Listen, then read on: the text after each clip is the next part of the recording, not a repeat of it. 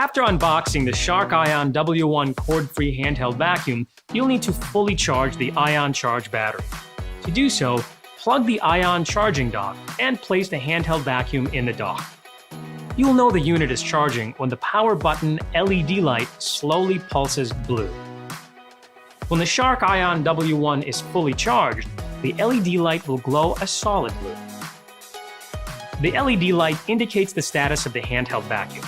If the light is quickly flashing blue, the battery needs to be charged.